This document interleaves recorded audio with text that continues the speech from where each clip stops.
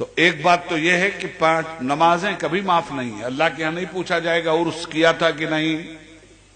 यहां है इतने सारे मौलाना, जरा बताओ मैं कोई मुझे। अल्लाह के यहां नहीं पूछा जाएगा चादर चढ़ाया था कि नहीं, अल्लाह के यहां नहीं पूछा जाएगा ताजिया बनाया था कि नहीं, अल्लाह के यहां नहीं पूछा जाएगा नियाज फातिहा किया था कि नहीं। साफ साफ सुनो, और मैं सुन्नी इब्ने सुन्नी बोल रहा हूं, टुन्नी वाला काम नहीं, सुन्नी वाला काम। इसमें से एक बात अल्लाह के यहां नहीं पूछी जाएगी। ख्वाजा साहब के यहां कितने बार गए थे, कभी नहीं पूछा जाएगा। ताजिया बनाया था कि नहीं बनाया था, नहीं पूछा जाएगा। हां यह जरूर होगा कि यह काम तुम्हारा अच्छा था कि बुरा, उसी पे तुम्हारे अमाल की जजा सजा तय कर दी जाएगी। उर्स में नगाड़ा बजाया था कि नहीं, नहीं पूछा जाएगा।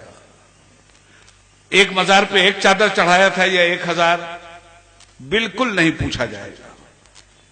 पीर साहब का हाथ पैर चूमा था कि नहीं, बिल्कुल नहीं पूछा जाएगा। उनको नजराना शुक्राना देकर राजी किया था कि नहीं, बिल्कुल नहीं पूछा जाएगा। तो फिर पूछा क्या जाएगा?